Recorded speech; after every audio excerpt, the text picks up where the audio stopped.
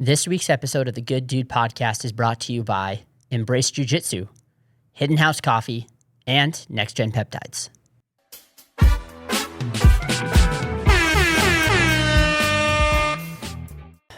Welcome to the Good Dude Podcast. Episode 100. Dude, that's crazy. Isn't that nuts? 100. I'm going to open up a beer.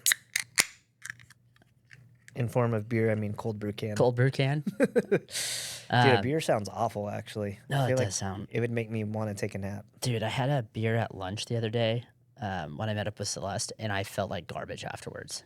And that's like, I haven't done that in forever. A beer? Yeah, I I'd feel like rather have like a trash. seltzer or something. I don't know. We had barbecue too, so I had like a red ale. Where'd and you it go? was, Smoky? Smoke Queen? Or sauced? Oh, No, at the Orange Circle. Yeah, the sauce. That's what it was, sauced. Smoke Queen, that'd been dope. I want to go there I do too. in a We should couple go. weeks. Yeah, when you come back. Yeah, because you're going on a trip. Yeah. Dude, 100 episodes, man.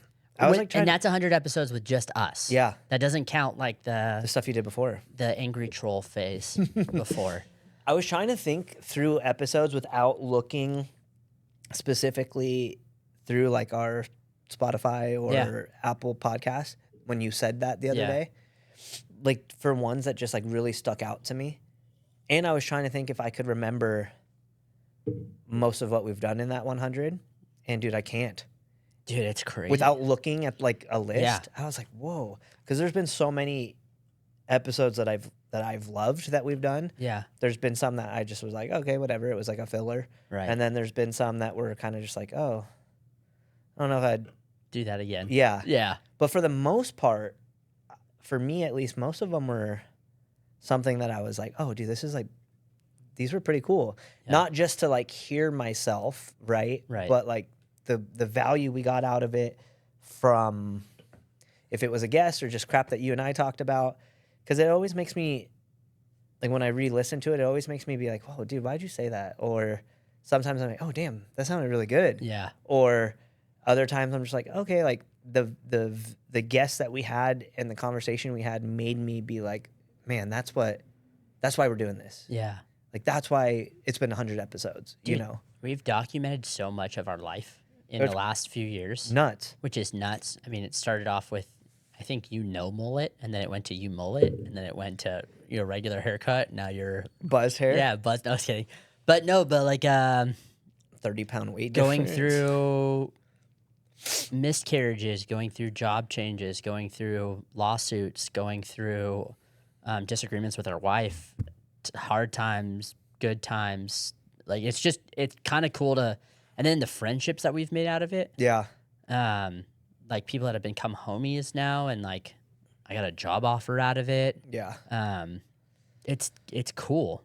Like this has been a lot of fun. And we were in that small room, and now we're in this awesome space. Our cameras have changed like 10 times. Yeah. You guys can't see it, but we have like a legit setup now. Yeah. And one of my favorite things is when we have a guest show up and they're like, oh, you guys are legit. Yeah. Like that's one of my favorite things because you only see this little section. Right. Right. And we don't post about it a lot. No. We actually really suck at doing content. And it's not that we suck, it's just we're both busy. Right. And this is, a hobby.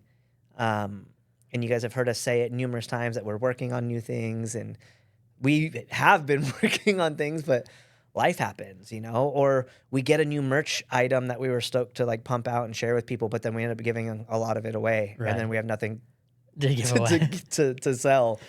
So it's like, We've talked about decorating this place better for like 4 months now. But I mean, like you said, we're busy. Literally the only time I get to edit this is after I put my kids to bed. I work on this kind of stuff. So I usually get from like what? By the time I clean up the kitchen and like help get the kids down, it's like 9. I work from like 9 to 10 to 11. And then I'm like, dude, I need to go to bed because I got to be up at 5. Yeah. So it's like, for the bandwidth that we've had, we've done a lot. For sure. Which is crazy. Yeah, I mean, dude, like that Texas trip was really dope. That was super cool. That was rad. We got to, bring Hollow with us. Yeah. Got to go out and see, what Skylar and the Rise Up Kings crew has done, which is insane to see what, they're doing out there. Got to meet some of my family out there. There's just been so many cool things. Yeah. You know, like you said, a job offer and connections for whatever. Yeah. You know, it's been really dope. I had a guy texting me on the way here that was a guest asking us if we have a good men's ministry recommendation for him Let's go. in Orange County. Let's go. And yeah, man, there's just been so many cool things. We've got to have like Jalen on a couple times, and his story and transformation is rad that we've got to, you know, have a small part of. Right. Yeah, dude, like Joshua Broom and the stuff that he shared with us and what he's doing with his daily life.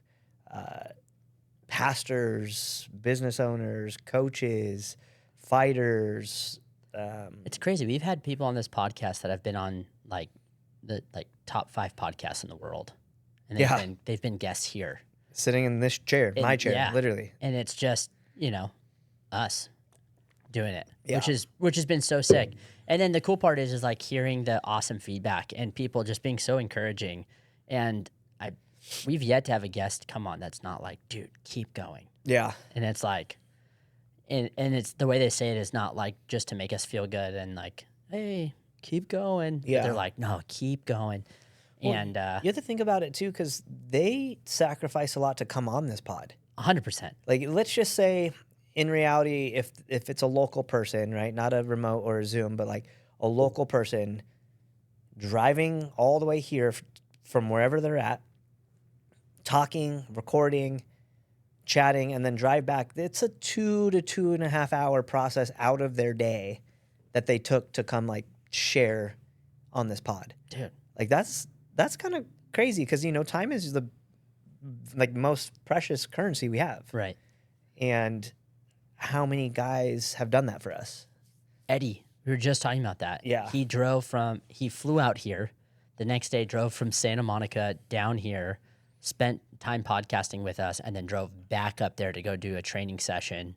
Yeah, and I felt kind of bad. And then on top of that, like, went home and made his own clips out of this podcast and just used them and tagged us. Yeah. Like, that was really cool. Like, that recent experience, it was like, oh, man, that's so rad. Yeah, and he shared with us, you know, to keep going. And it's... Dude, the amount of conversations we've had with people that have opened up about things that, one, we either never knew about if we knew them, or like you'd never have a chance to talk with them about. It's been mind blowing, and I know you and I have said this a lot too. Like, it's just helped me a lot personally, and like in my own life, because there's things that we'll talk about on the podcast. I'm like, man, that's so funny because that's the thing I'm struggling with right now. Yeah, or like, that's a perspective I needed in that moment to go home and handle stuff at home. Or it also like holds us to a higher standard because I was like, I personally can't talk about something without walking it out. So it's like, okay, now I've said it, I have to do it and own it because I don't want to be that person. Yeah. Which has been super cool. It's been its own accountability component, 100%. And it's rad because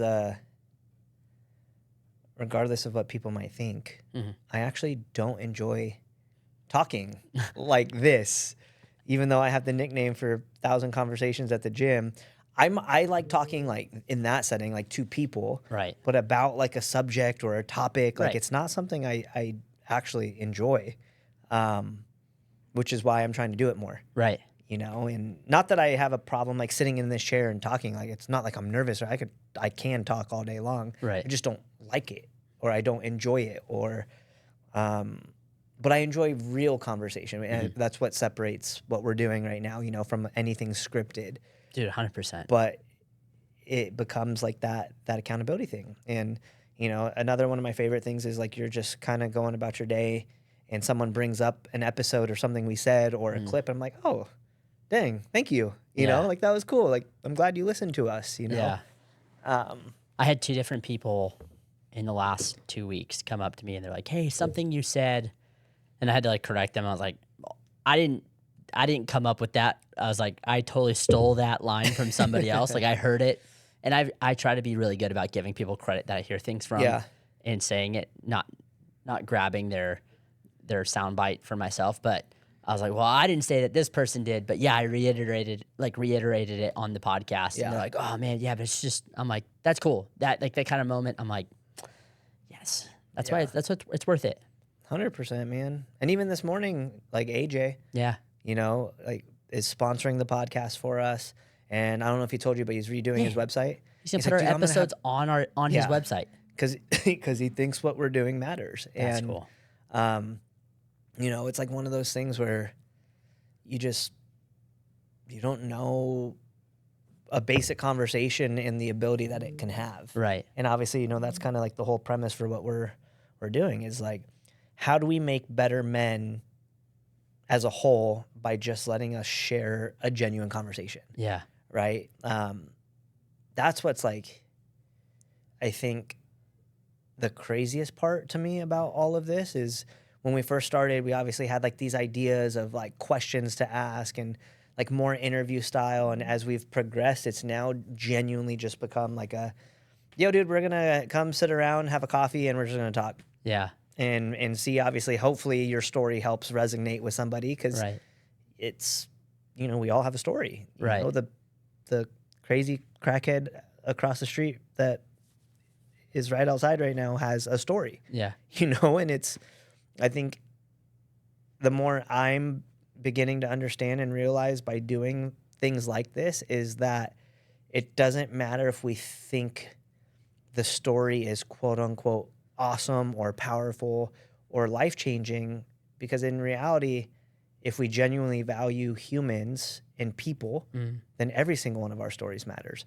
Like the dude on across the street right now has probably a wild story on how he got there, right? But if we just overlook these things because I didn't do anything exciting with my life, or I've walked a straight path my whole life, or I just work a desk job in a cubicle, like, no, dude, like something in there with you matters.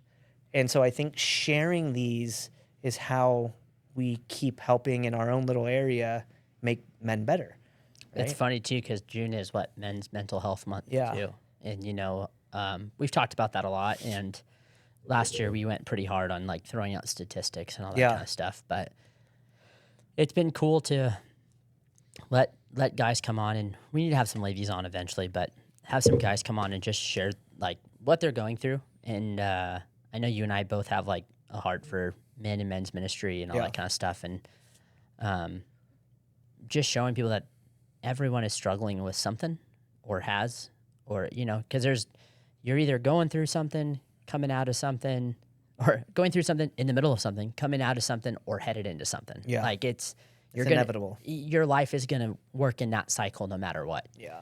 And so to pretend like you're all good and you got it all, together is ridiculous. Like I had a great conversation. I ran into a guy that I knew from doing fire stuff way back in the day, battalion chief. He's awesome, really nice guy. And he was like, yeah, we're about to have our 5th kid. I was like, dude, that's crazy. And he goes, yeah. And I was like, yeah, we just had our 4th. He's like, keep going. And I was like, it was so funny. He gave such a fresh perspective though, but he was like, keep going. And I was like, what? He goes, dude, it's so hard to live in Southern California anyway. He's like, the billionaires aren't happy. He's like, yeah, we're in a house that's too small for us. But he's like, our house is so full of love. And like, we have our kids. And he's like, I just love it. He's like, I really do. I genuinely love it.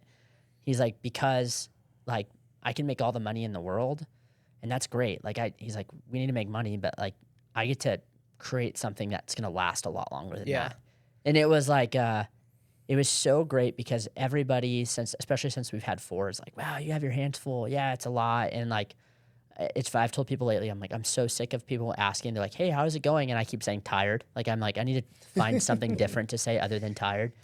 But people go, oh, you're crazy, or wow, that's a lot for Orange County or California. And his just little mindset change was like, dude, that's so refreshing. Yeah. And it's like we get to bring moments like that on this podcast to other people just on their drive to work, or when they're, I don't know, doing stuff, working in the wood shop like George. Yeah. Because I know he listens to this. What up, George? Miss you, buddy. We get to do stuff like that. So, dude, it's been fun. 100 episodes. I can't believe it. Yeah. How about this? If you guys comment hat, do it on, say, just comment hat anywhere.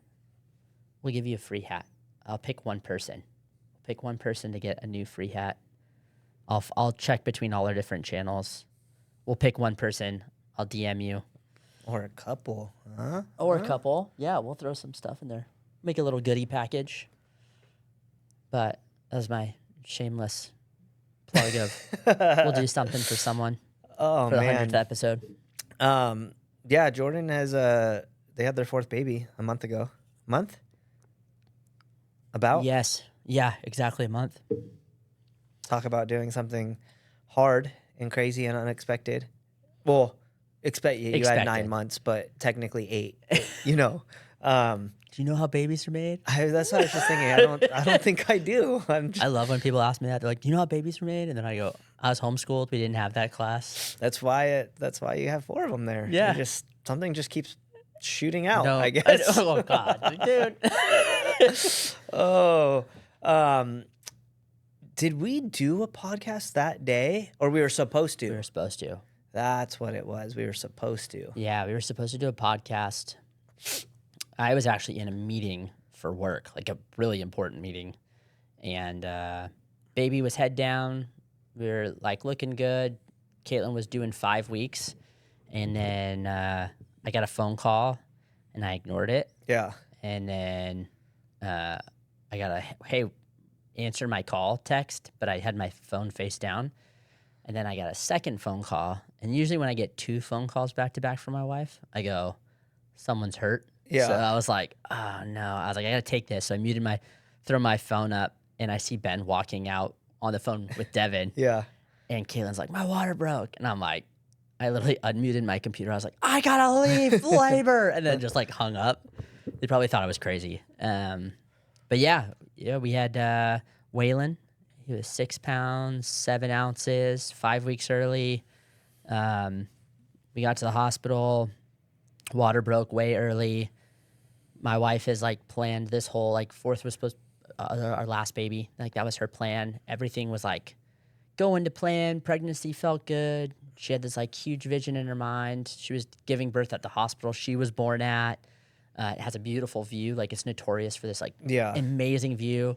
We get in the hospital room. We're all hyped. We have this like literally taking videos of the view that we have. We're like, this is gonna be amazing. They're like, okay, like let's start getting you ready. And then they do one last ultrasound, and they're like, uh-oh. We're like, what do you mean, uh-oh? Yeah. They're like, yeah, the baby flipped, and he's now breech, so he's butt down. And they're like, our doctor's like, I don't deliver breech like normally.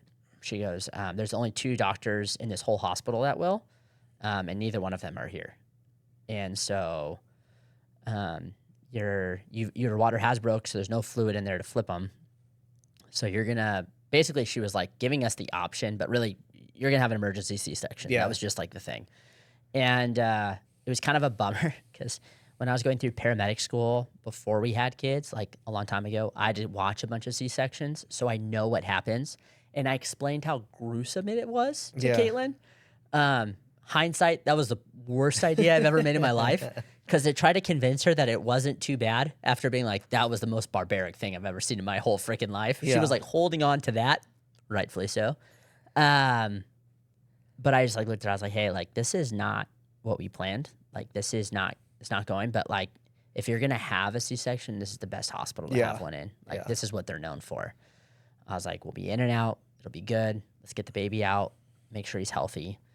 I didn't know if we're going down the birth story, but I'm already here. So yeah, we get wheeled in. We have great nursing staff. They're all amazing. Caitlin's freaking out. She's crying. We just prayed together. You know, I grabbed her hand. We prayed together. I was like, hey, like we're going to be all right. We're going to do this. Let's just take it one step at a time. I'll be with you, all that kind of stuff. So get there. Surgery goes great. They pull Waylon out. I hear him cry, and which is a good sign, like, right? You hear him cry. And then they had given us some warning. They're like, hey, you know, like with babies born this early, sometimes they might have like a little bit of issues breathing. But if that's the case, like we have a NICU team standing by. They usually just, help, and then you're good to go. So they take Waylon over, and I get to cut his umbilical cord, but they're like, hey, his O2 is like rapidly decreasing. Like he's not breathing well, and he's not breathing properly. And so they're like, we need to take him up to the NICU. And the doctor, like, he was really good. The NICU doctor was amazing. He was like, hey, like, we've seen this before. Don't freak out too bad. He's like, we'll get him up there. We'll start doing our thing. Like, this is what we do. And so I was like, okay, you guys just take him. I asked Caitlin, I was like, do you want me to go with him? You want me to stay here? She was like, can you please stay here? I was like, that's fine. I was like, I'm not going to be help up there anyway. I'm just going to be in the way. I was like, they need to do their thing. They need to get him breathing. They need to get him breathing properly. I can't help that. So I'm going to stay here with my wife, who I can help. Funny enough, that morning, actually the night before, I had heard a sermon on letting things become your idol. And they were saying, like, even your kids could become your idol if you're not careful. Like, you can end up putting your kids above God. And you can end up putting your spouse above God, and you can end up messing up your priorities.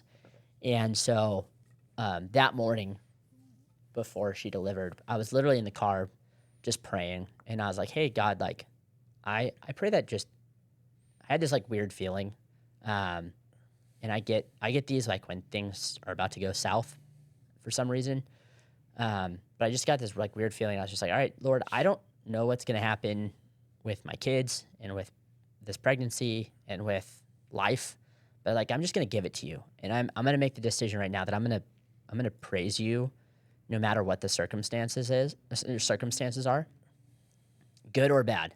I'm going to choose right now that I'm going to praise you through it. Because you are the most important thing. And then 12 hours later, my wife's getting wheeled up, or they're finishing up surgery. I have to leave the room. I go upstairs to the NICU, and our son is in the incubator. He's got tubes shoved down his throat. They have a CPAP, so they're pressurizing his lungs. I'm not allowed to touch him. We're not allowed to hold him.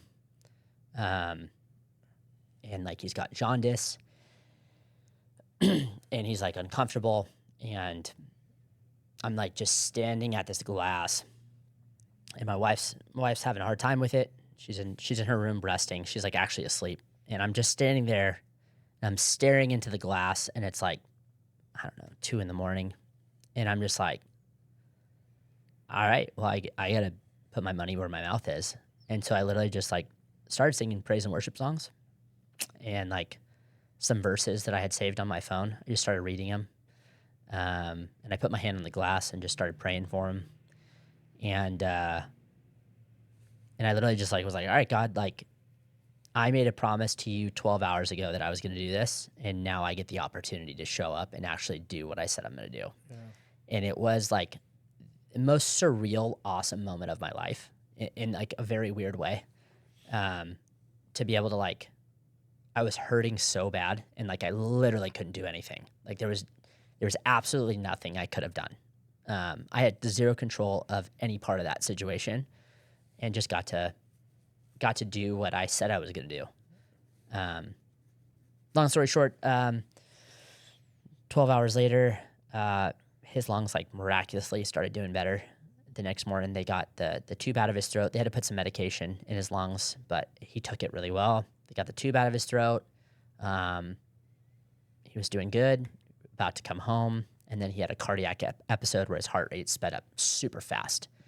And we were out of the woods, and I was like, "Oh God, you're so good. This is so crazy how you taught me this awesome lesson." And then I was right back there again. Yeah. 2 a.m. in the hospital. This time I could touch him. I was able to hold him and stuff like that. But I didn't get to hold him for like the first 3 days of his life. Like Caitlin got to hold him, I think, after 48 hours. I didn't get to hold him until the 3rd day. And dude, I sobbed. It was crazy. I was just like so happy. But anyway, he had this little cardiac episode. His heart rate spiked. We got a call at midnight We're like literally about to go to bed. We'd just gotten home. Kaylin had gotten discharged. We were home. We were going to go pick him up the next day. We're all excited.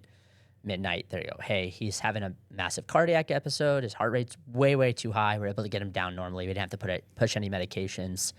But we need to monitor him now for a couple more days. We're just like, crap. And the hospital's not close to our house. So we're doing this ping pong back and forth of going up there, coming back, going up there. I mean, we drove up and down like 3 to 4 times a day for like a week. But while we were at the hospital, I ran into somebody else who we knew that was there. And they told me that their son was going through some similar stuff. They'd been there for a month. Yeah. They had no idea that he was going to be born with a myriad of issues that he's going to deal with the rest of his life. And like really put my mindset in perspective. So not only like did I get to practice what I preached, like I'm not patting myself on the back, it wasn't easy, but I got to practice what I preached, but I also got like a gnarly perspective of like it could have been way worse. And like I'm so grateful that we're in the NICU and that things are getting better and that I have overall a healthy baby boy and we're going to figure it out.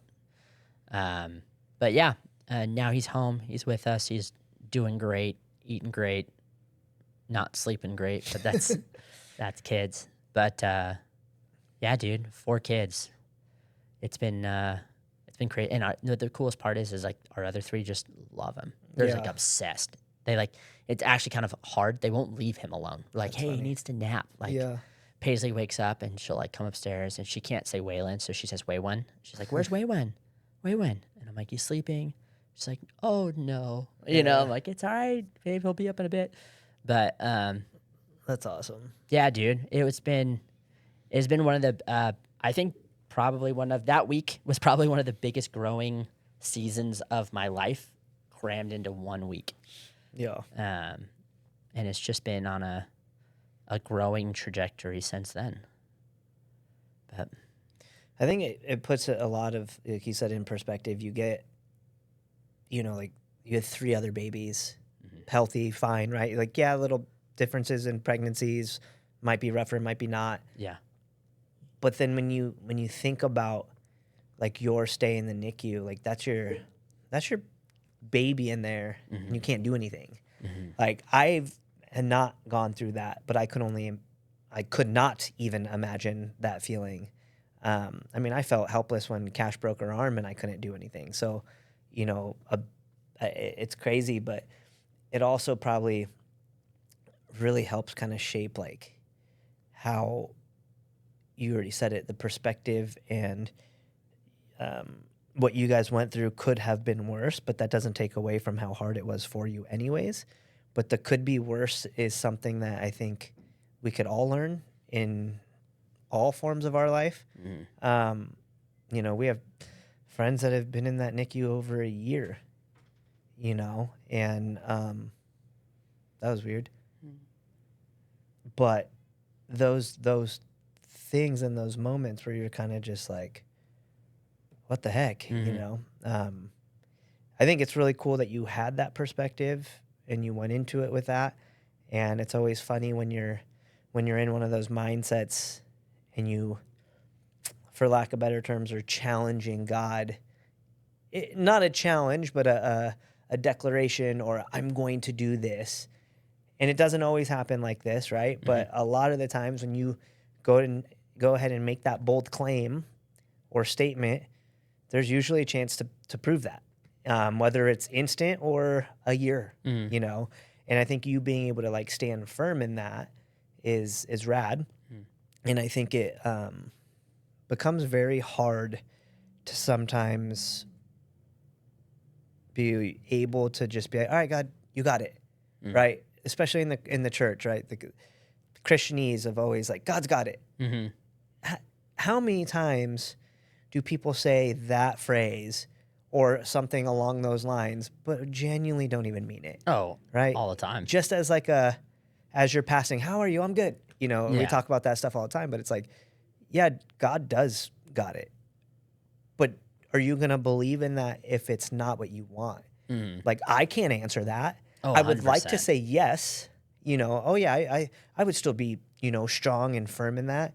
And I would like to stand here and say that and be able to be like, I've put in the work to my faith and I pray and I'm diligent. But when you're actually faced with it, that's one thing.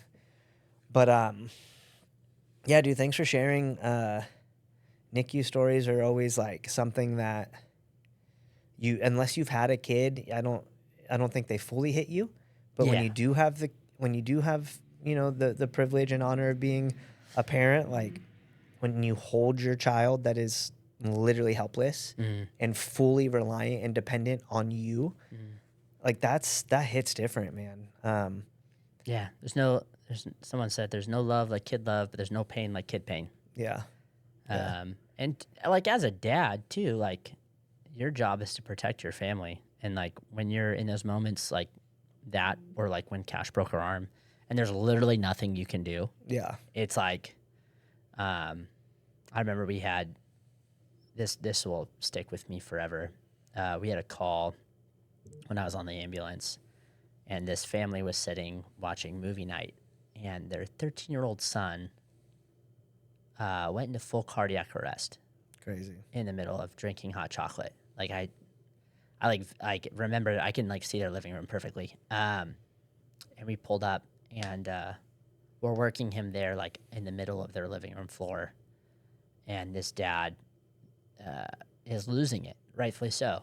And I got asked like, hey, can you go try to help contain him? And I'm not a big dude, and he's like 220, like 6'2", and I was in my 20s, so I was like, actually, probably the same height and weight I am now, like 5'8", 165. And he's like punching a hole in the wall. And I feel that. Like if there's like, when all you want to do is do the thing that you're built for, protect your family, and you can't, like, it just hits different. Yeah. But yeah, so I mean, I never like that moment too, like, helped remind me, like, I forgot where I was going with that. Other than it would just be like, I'll never blame a parent for questioning God in those moments. Like, yeah, I was like, oh yeah, I got to praise God, and I kept my promise, but also my son turned out totally fine. Yeah. The opposite could have been true, and I could be sitting here right now telling a whole different story. Yeah. And it's like, it's really cute to be like, oh yeah, I would have still completely have my faith, and it'd all be cool, and I wouldn't be in this like emotional spiral. But I don't know that, so that took a dark turn. But yeah, I don't know. I don't know. That was a story of where we're at, and some things I've been going through over the last month. And that's life. That's 100th episode right there. Yeah. Well, you already started it at the very beginning of this, saying like we've gone through so many different seasons of life. That's another one.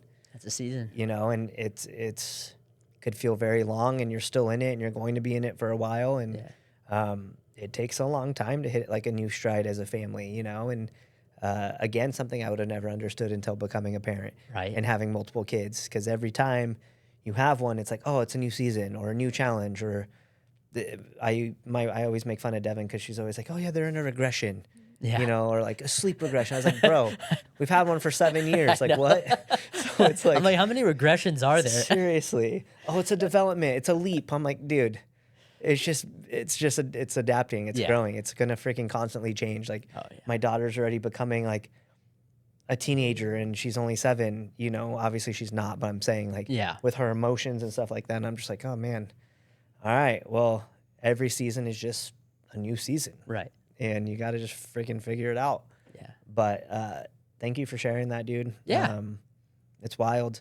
Like the miscarriage stuff, the NICU stuff, those things. I can't think of any other ones off the top of my head right now, but those characteristics or those circumstances that happen to people on a daily basis, multiple times, millions of people go through these things. but most of the time, guys don't talk about it. Oh yeah. You know, because who are you going to talk to about like watching your kid through a glass, right? Unless it's like a setting like this or a friend, or who are you going to talk to when, you know, you're going through, your wife just had a miscarriage, you know, and obviously like, yes, we're not the ones that carry the baby, but you know, like that's half me or half you or half the man in there, right? Yeah. So yeah, obviously it hits us differently. I'm not taking that away from our wives. Right. They feel it on a different level, but that doesn't mean you as a guy don't get to feel that like either, you know? Yeah, and there's that whole component of like, how do you help your wife through that grieving process when we don't physically feel it? Exactly. You know, that's a whole other Yeah. level in its own. But again, it all just comes down to like how you deal with the cards you're currently dealt, you know? And again, it's really easy to sit here and say, oh yeah, I would have done that differently. You can't really say that, you know? When I was younger, I would say that kind of crap. Oh dude, I wouldn't have reacted like that. Dude, I don't know how I'm going to react to anything anymore. Right. Like, am I going to freaking bawl my eyes out, or I'm going to punch a hole through the wall? I don't know. Yeah. You know, I would like to think I'm constantly putting work into myself to handle certain situations. The only thing I can tell you is there's a situation of if I feel threatened for my life or threatened for my family or my friends, I do know how I would react. Oh, yeah. That's the one I am certain about.